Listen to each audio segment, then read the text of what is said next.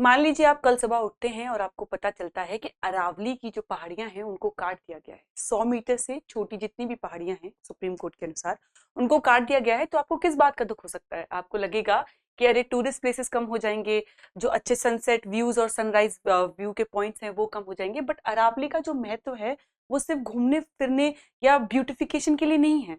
अरावली का जो रोल है इंडियन फिजियोग्राफी में, इंडियन ज्योग्राफी के पॉइंट ऑफ व्यू से या इकोलॉजी के पॉइंट ऑफ व्यू से बहुत अलग है और बहुत पुराना है।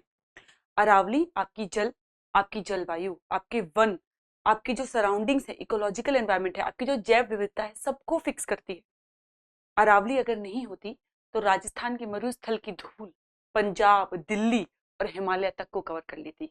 ग्लेशियर्स पिघल जाते और इंडिया का पूरा एनवायरमेंटल स्ट्रक्चर, सीजनल स्ट्रक्चर बर्बाद हो जाता। नमस्कार, मैं हूं शिवांगी और आपका स्वागत करती हूं आज कॉन्सेप्ट कैप्सूल की इस सीरीज में, जिसमें मैं आपको अरावली के बारे में चीजें बताऊंगी, एक कॉन्सेप्ट क्लियर करूंगी, जिसमें हम सुप्रीम कोर्ट जजमेंट के बारे में पढ़ेंगे लंथ में, और अरावली से रिलेटेड जितना भी आपका कंफ्यूजन है, फैक्ट है, डेटा है, सब क्लियर हो जाएगा।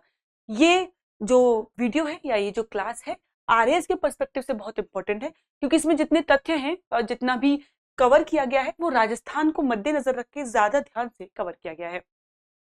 अरावली की क्लास आज हम शुरू करेंगे। सबसे पहले देखेंगे कि जो अरावली है वो आखिर कहां से कहां तक फैली हुई है। ये शुरू होती है लगभग गुजरात से। आप यहाँ पे थोड़ा सा जो मैप है, थोड़ा सा इसमें डिस्क्रिप्शन है, बट मैं आपको ओरली भी बता रही हूँ कि गुजरात से लेके ऑलमोस्ट दिल्ली तक हमको देखने को मिलती है। दिल्ली में जो रायसेना हिल्स हैं वहां तक हमको जो फैलाव है अरावली का वो देखने को मिलता है। जैसा कि आप देख सकते हैं ये भारत के किस क्षेत्र में है? उत्तर पश्चिमी क्षेत्र में है भारत के। और अरावली की क्या महत्व है, क्या उनसे अच्छा हो सकता है, अरावली अगर नहीं होती तो क्या दशा होती, हम सब जानेंगे इस क्लास में। तो सबसे पहले देखते हैं अरावली का परिचय कि आखिर अरावली है क्या। अरावली पर्वतमाला भारत की प्राचीनतम वलित पर्वत प्रणालियों में से एक है। वलित पर्वत क्या होते हैं? वलित पर्वत होते हैं रेसिडुअल माउंटेन। पहाड़ क्या होता है? एनसीईआरटी के हिसाब से पहाड़ क्या होते हैं? पहाड़ कोई भी वो चीज होती है जो अपने आसपास के इलाकों से ऊंची होती है, स्लांट होती है और उसकी चोटी कंपैरेटिवली पतली होती है। माउंटेन्स तीन प्रकार के होते हैं majorly: fold mountains, block mountains, volcanic mountains. But हम वलित पर्वतों के बारे में पढ़ रहे हैं जो रेसिडुअल माउंटेन्स होते हैं, यानी कि जो पुराने पर्वत होते हैं जो कि विद टाइम झड़ गए हैं हवा चलने की वजह से, उनका ही हिस्सा है क्या हमारा अरावली पर्वतमाला। विस्तार इसका दिल्ली, हरियाणा, राजस्थान और गुजरात तक रहता है। राजस्थान में अरावली का विस्तार मुख्यतः दक्षिण पश्चिमी उत्तर पूर्व इलाके में हमको देखने के लिए मिलता है, जैसा कि मैंने आपको पिछले मैप में दिखाया था। पश्चिमी राजस्थान में अगर देखें तो ये इससे हमारे अधिक शुष्क और मरुस्थलीय इलाका हमको देखने को मिलता है अरावली के इस साइड में, राजस्थान में। और इधर की साइड में अपेक्षाकृत अधिक वर्षा युक्त हमको चीजें देखने को मिलती हैं।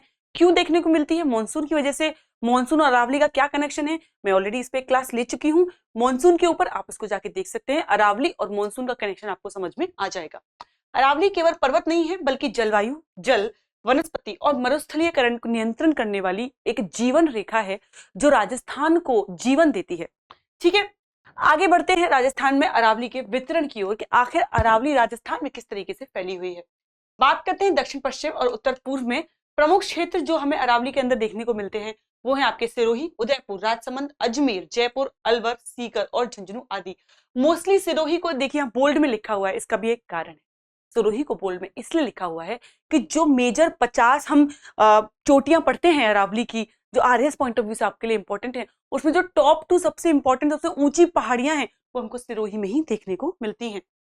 सिरोही उदय का जो क्षेत्र है अरावली की सर्वाधिक ऊंची एवं पर्वतीय भाग है और वहां पे हमको कई चोटियां देखने को मिलती हैं।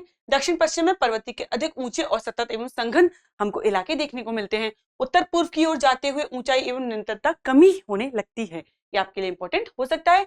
किस तरीके सवाल बनेगा? स्टेटमेंट वाइज इसमें सवाल बन सकता है। वहीं गुरु शिखर जो है वो, जिसकी ऊंचाई लगभग 1722 मीटर है, राजस्थान तथा अरावली की सर्वोच्च ऊंची क्या है? हमारी पहाड़ी है, चोटी है। ठीक है, कहां पे आती है? माउंट आबू।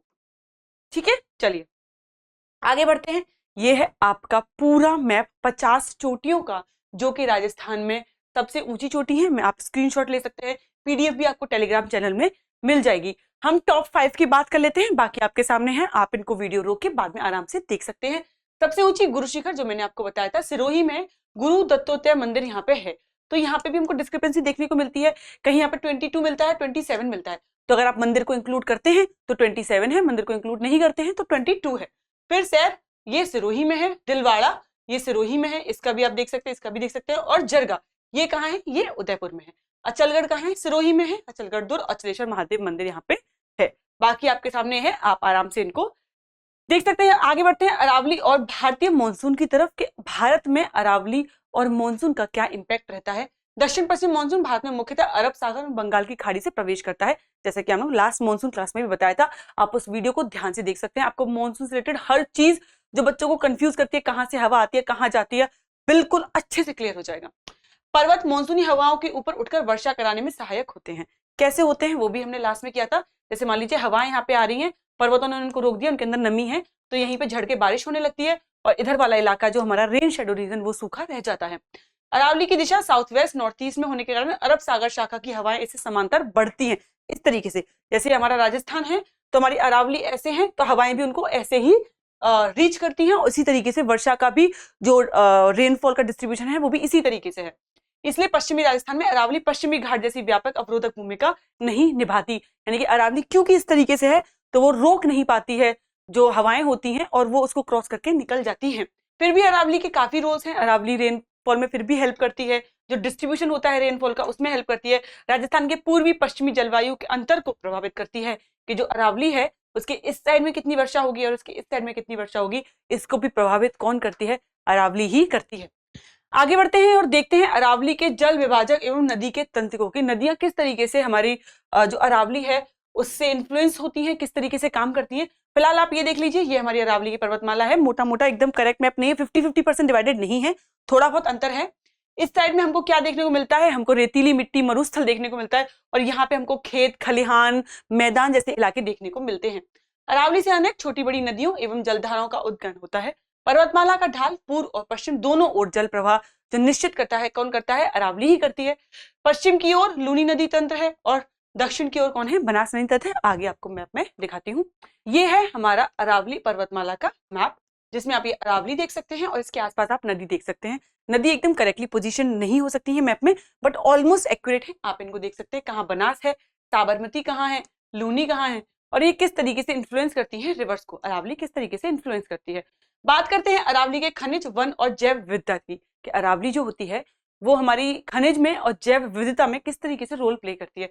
यहाँ पे हमको क्या क्या देखने को मिलता है, तांबा हो गया, सीसा हो गया, जस्ता हो गया, इस टाइप के खनिज देखने को मिलते हैं।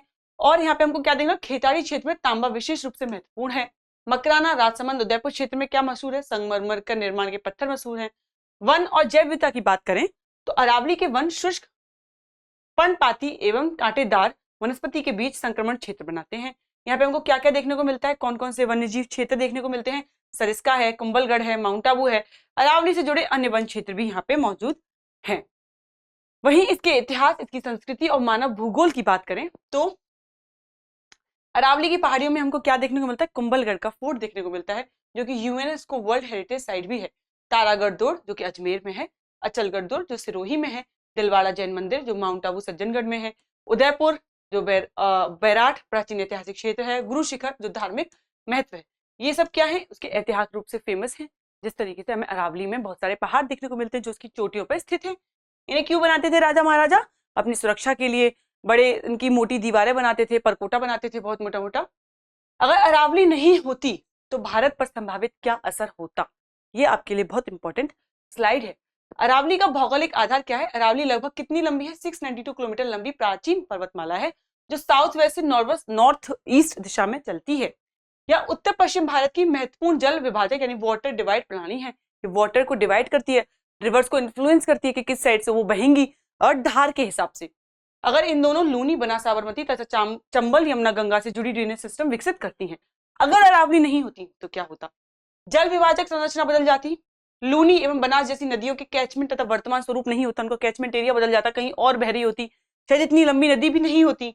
नॉर्थ वेस्ट भारत में भूमि क्षरण एवं मरुस्थलीकरण के हमको देखने को मिलता, जो राजस्थान की मिट्टी है वो शायद इस इलाके में भी आ जाती और जो पूरा राजस्थान है वही क्या होता, मरुस्थल में कन्वर्ट हो जाता। दिल्ली, हरियाणा, राजस्थान बेल्ट में डस्ट मूवमेंट देखने को मिलता जो कि कहां तक जा सकता था, हिमालय तक जा सकता था। मिट्टी गिरने की वजह से वहां पर गर्मी बढ़ सकती थी, ग्लेशियर्स पिघल सकते थे। ये सब किसके कारण हो सकता है? अगर अरावली नहीं होती तो। पर्वतीय वन, हैबिटेट पैचेस और वाइल्ड लाइफ भी इन्फ्लुएंस हो सकती थी। ठीक है, वही राजस्थान में क्या असर देखने को मिलता? अरावली मरुस्थल के विस्तार विरुद्ध प्राकृतिक पारिस्थितिक अवरोध की तरह काम करती है। थार मरुस्थल के विस्तार एवं मरुस्थलीकरण का खतरा बढ़ जाता। अनेक स्थानीय जल ग्रहण क्षेत्र, झीलें, भूजल और जो पुनर्भरण क्षेत्र हैं वो प्रभावित हो जाते। और उसी तरीके से जैसे मैं आपसे बात कर रही हूँ, रेन अफेक्ट होती सबसे ज्यादा। पानी ही नहीं होता तो खेत नहीं होते, खेत नहीं होते, अरावली नहीं होता तो खनिज भी नहीं होते। अगर ज्योग्राफी नहीं होती तो इकोनॉमी भी डेवलप नहीं होती। Geography drives the economy. बात करते हैं सुप्रीम कोर्ट और अरावली जजमेंट की। सुप्रीम कोर्ट ने कहा था, क्योंकि उनको एक अरावली की डेफिनेशन फिक्स करनी थी, उन्होंने कहा था जो 100 मीटर से छोटी जितनी भी पहाड़ियां हैं उनको काट दिया जाए, उनको अरावली हम कंसिडर ही नहीं करेंगे। बट उन्होंने ये बताया नहीं था कि वो कहां से उस 100 मीटर को नापना चाहते हैं। कोई भी जगह नापने के लिए सी लेवल से नापी जाती है, बट सुप्रीम कोर्ट ने कहा था कि उनको जमीन से नापा जाए। अब क्योंकि पूरी पहाड़ियां कुछ इस तरीके से हैं, जमीन कभी यहाँ इतनी ऊंची है, कभी इतनी ऊंची है, कहीं इतनी ऊंची है, तो कौन सी जमीन से नापा जाए, उस चीज में भी काफी डिस्क्रिपेंसी थी। इसलिए भी सुप्रीम कोर्ट जजमेंट पे फॉल्ट है। 20 नवंबर 2025 को सुप्रीम कोर्ट ने अरावली की एक समान परिभाषा स्वीकृत की थी कि 100 मीटर राजस्थानीय उत्थान वाली पहाड़ी प्लस 500 मीटर के भीतर जो समूह के मतलब इकट्ठी पहाड़ियां हैं वो अरावली रेंज उनको कहेंगे, उनसे ऊंची को। ठीक है, 29 दिसंबर 2025 को यह निर्णय स्थगित यानी अबेंस कर दिया गया था। राज्यों व स्टेक होल्डर्स की आपत्तियों के बाद कहा गया था कि इसका काफी इकोलॉजिकल इंपैक्ट हो सकता है, जैसा कि मैंने आपको पिछले बताया कि कितने सारे उसके दुष्प्रभाव हो सकते हैं। एफसीआई डेटा विवाद मैप से की गई इतनी पहाड़ियों का डेटा जो है इकट्ठा किया गया था, फिर कहा गया था कि 100 मीटर से लगभग 8.7 ही जो पहाड़ियां हैं जो 100 मीटर से ऊपर हैं। तो आप सोचो कि ऑलमोस्ट कितनी पहाड़ियों को काटना चाहते थे वो? ऑलमोस्ट 92% पहाड़ियां कट जाती अगर इस डेफिनेशन के अनुसार। और फिर क्या ही होता?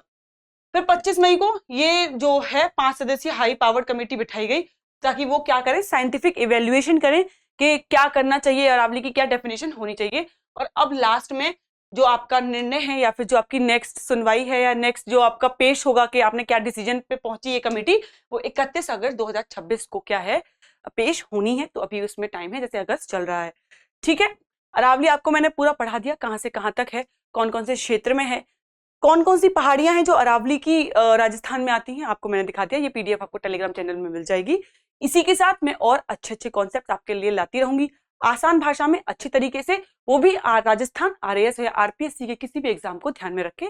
इसी के साथ आपके लिए एक सवाल है जिसका जवाब आप कॉमेंट बॉक्स में दीजिए। अरावली पर्वतमाला की सबसे ऊंची चोटी कौन सी है? काफी आसान सवाल है। धूपगढ़, गुरु शिखर, अन्नामुड़ी और दोदा बेटा। ठीक है, इसका जवाब कमेंट बॉक्स में दीजिए। क्या है आपका जवाब, ए, बी, सी या डी? इसी के साथ दृष्टि आर्य के साथ जुड़े रहने के लिए आपका धन्यवाद।